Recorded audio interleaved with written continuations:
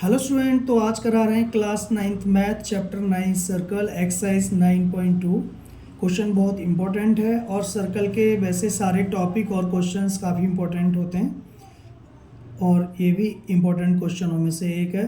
तो ये question number 2 है, देखिए कैसे है, पहले पढ़ते हैं। If two equal codes of a circle intersect within the circle, prove that the segments of one chord are equal to the corresponding segment of the other chord। मतलब बच्चों, मतलब ये है कि if two equal chords of a circle intersect within the circle, मतलब यदि दो equal code circle के अंदर इंटरसेक्ट कर रहे हैं, ए बी और सी डी दो इक्वल कोड हैं, लंबाई में बराबर हैं ये, तो इस सर्कल के अंदर इंटरसेक्ट कर रही हैं पी पॉइंट पर, ठीक है ना। प्रूव दैट, क्या प्रूव करना है, the segments of one code are equal to the corresponding segment to the other code. तो इसके दो सेगमेंट हो गए कि इसका ये सेगमेंट इसके इक्वल होगा, ये प्रूव करना है, और ये वाला हिस्सा इसके इक्वल होगा। ये सेगमेंट इसका करस्पॉन्डिंग सेगमेंट ये है, एपी का करस्पॉन्डिंग सेगमेंट है पीडी या डीपी, और बीपी का करस्पॉन्डिंग सेगमेंट है सीपी। तो इनको इक्वल देखना है, करना है। तो पहले मैं गिवन लिखता हूँ, टू प्रूव और कंस्ट्रक्शन। तो बच्चों, ये मैंने गिवन लिख दिया है। गिवन में एक बार देख लो, सारा क्वेश्चन समझ में आ जाएगा इससे। इस सर्कल विथ सेंटर ओ, एक सर्कल जिसका सेंटर ओ है, तो मैं इसका सेंटर यहाँ पर डिनोट कर रहा हूँ, यहाँ पर कर ले रहा हूँ, ये ओ है, ठीक। A B and C D are two equal chords, A B और सी डी दो इक्वल कोड्स हैं, इसमें A B equal to C D मैंने लिख भी दिया है। Intersect within the circle, circle के अंदर इंटरसेक्ट कर रही हैं पॉइंट पी पे, तो ये गिवन हो गया। To prove A P equal to D P, A P equal to D P prove करना है, और B P equal to C P, क्योंकि ये करस्पॉन्डिंग पार्ट्स हैं इसके, जो पहले बताया जा चुका है, और B P equal to C P. Construction में हम draw O E perpendicular A B, O E एक लाइन ड्रॉ करेंगे ए बी पर जो परपेंडिकुलर होगी, ये है, और इस पे ही एक ये ई है और ये एफ है, और ओ पी को ज्वाइन करेंगे। ये गिवन में ये ज्वाइन करना, ये ज्वाइन कर दिया, ठीक है बच्चों। पहले हम सबसे पहले इन दो ट्राइंगल को, कौन कौन से ट्राइंगल हैं, ट्राइंगल ओ पी ई और ओ पी एफ,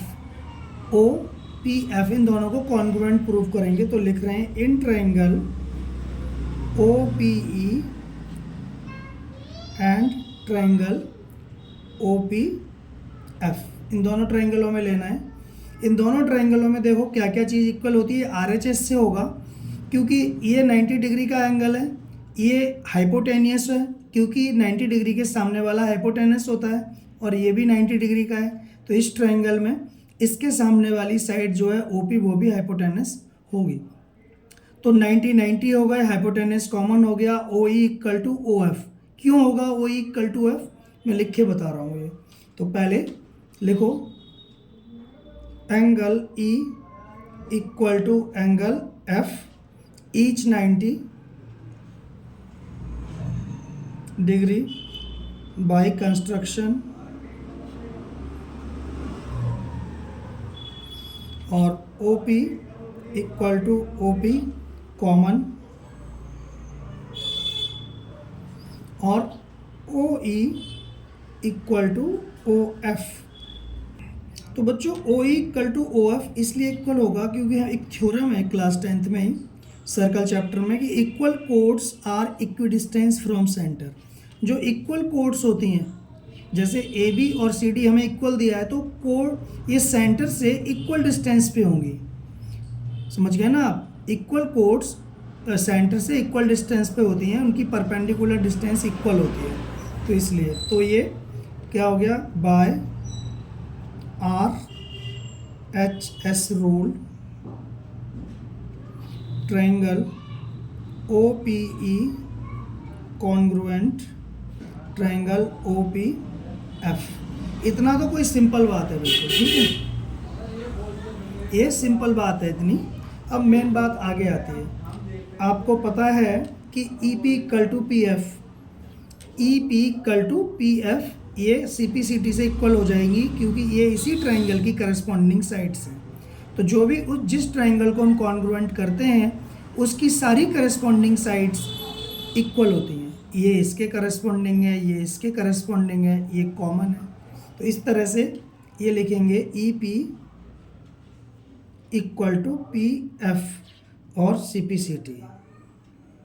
ठीक, corresponding parts of congruent triangle C P C T की फुल फॉर्म होती है, corresponding parts of congruent triangle. ये नंबर 1 दे दिया। A B equal to C D लिखा, A B equal to C D आपको given है, क्योंकि यहाँ पर दिया हुआ है A B equal to C D given में, तो A B equal to C D given है। और half A B equal to half C D, हमने हाफ कर दिया दोनों का। आपको पता है यूक्लिड ज्योमेट्री में ये बताया गया है क्लास 9th में कि किसी भी इक्वल क्वांटिटी का हाफ भी इक्वल होता है। दो इक्वल क्वांटिटी हैं, उनका आधा भी इक्वल होगा। तो ए बी का जो हाफ है वो होगा बी ई, ए बी का हाफ होगा बी ई, और ए ई भी होगा तो हम बाद में लिखेंगे उसको बी ई, और सी डी का हाफ हो जाएगा इसके करस्पॉन्डिंग क्या हो जाएगा एफ सी या सी एफ। ये नंबर 2 दे दिया, ठीक है। और A E equal to D E भी होगा, A E equal to D E, यानी कि this equal to this, D E नहीं डी एफ है बच्चों, ये एफ है, ठीक है बच्चों। इसको नंबर 3 दे दिया हमने। अब ऐड फर्स्ट एंड सेकंड, अब मैं यहाँ करता हूँ क्वेश्चन को। हम ऐड 1 और 3 को ऐड करेंगे, क्या मिलेगा हमें देखो। तो इसकी देखो ये 1 है और ये है 3। जब हम 1 और 3 को प्लस करेंगे, कैसे करेंगे, लेफ्ट साइड के साथ, लेफ्ट साइड के साथ प्लस होगी, और राइट साइड के साथ प्लस होगी। तो क्या हो जाएगा पी ई या ई पी प्लस ए ई, ये प्लस ये इक्वल टू पी एफ और प्लस डी एफ। तो बच्चों बताओ ई पी और ए ई जुड़ के क्या हो गया, यहाँ देखो ई पी और ए ई जुड़ के क्या हो जाएगा ए पी, तो जाएगा A P equal to D P. ये आपका हो गया A P equal to D P, एक प्रूव हो गया। कितनी समझ सही तरह से हुआ है, ठीक है। ये हो गया A P equal to D A P prove हो गया, ठीक है। अब सब्ट्रैक्ट कर देंगे 1 और 2 को, 1 और 2 को सब्ट्रैक्ट करो तो 1 क्या है, ये है ई पी, और 2 क्या है, ये बी ई और ई पी। तो इसमें छोटा क्या है ई पी, और बी ई बड़ा है, तो बड़े में से छोटा हमेशा होता है। तो B E minus P E, B E minus P E या ई पी कुछ भी बोल दो, equal to C F minus P F, ठीक है। तो मतलब बच्चों बताओ बी ई में से पी ई जाएगा तो क्या बचेगा, बी पी बचेगा। बी ई में से पी ई जाएगा तो ये बचेगा बी पी, ये बचेगा।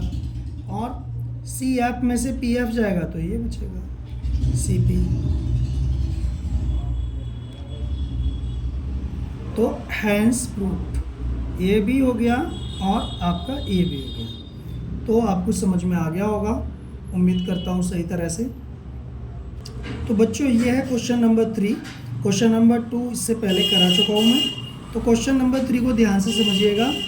ये इस तरह से, if 2 equal codes of a circle intersect within the circle. ये लाइन तो पहले क्वेश्चन की तरह ही है, यानी कि दो इक्वल कोड्स, यदि दो इक्वल कोड्स सर्कल के अंदर इंटरसेक्ट कर रही हैं तो prove that the line joining the point of intersection to the centre, तो सेंटर से मिलाने वाली जो लाइन है, make an equal angle with the code, angle code के साथ इक्वल एंगल बना रही है, यानी ये एंगल इक्वल टू ये एंगल हमें प्रूव करना है बस।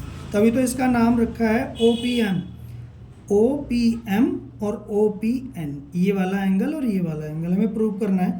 और कंस्ट्रक्शन में OM परपेंडिकुलर AB, OM हमने AB पर परपेंडिकुलर ड्रॉ किया है और ON CD पर ड्रॉ किया है। ये क्वेश्चन, ये डायग्राम पहले ही दूसरे क्वेश्चन की तरह है, सेम टू सेम, पर क्वेश्चन थोड़ा इजी है उससे, ठीक है ना।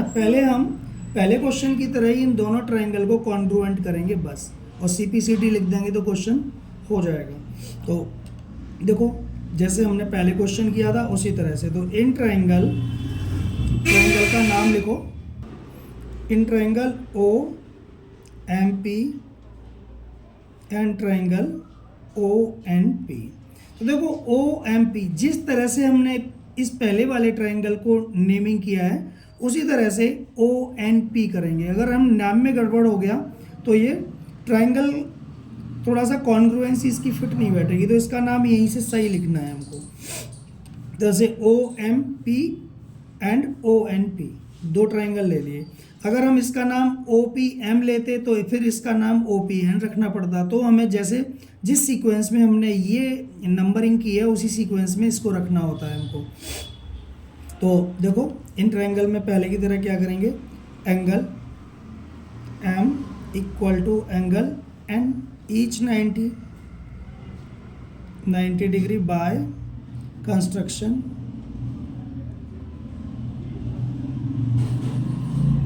ठीक है। अब OP right hypotenuse side, OP equal to OP common हो गया ये, और OM equal to ON।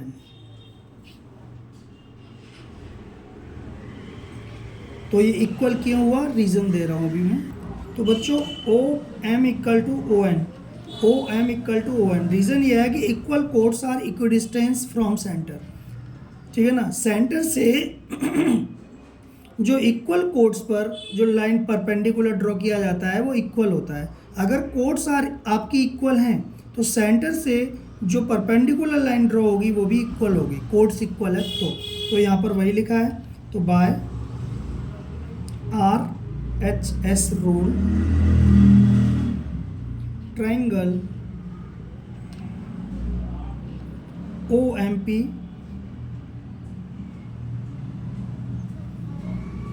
Congruent triangle ONP, ये कॉन्ग्रुएंट हो गया। बस कॉन्ग्रुएंट होते ही ये एंगल CPCT से इक्वल हो जाएंगे। जब एक बार कोई चीज़ कॉन्ग्रुएंट हो जाती है तो उसकी हर करस्पॉन्डिंग साइड और हर करस्पॉन्डिंग एंगल इक्वल होता है। जैसे ये इक्वल टू ये हो जाएगी, ये तो कॉमन है ही, ये एंगल इक्वल टू ये एंगल हो जाएगा। ज़रूरत पड़ने पर हम इसको भी लिख सकते हैं, पर ज़रूरत हमें यहाँ पर ये वाली प्रूव करने की है, OMP इक्वल टू ONP, नहीं ये सॉरी ये OPM एंगल, वो तो एंगल था ना, तो OPM equal to angle OPN CPCT, ये था, ठीक। तो समझ में आ गया होगा, और समझ में अभी नहीं आया हो तो आप कमेंट कर सकते हैं और पूछ सकते हैं।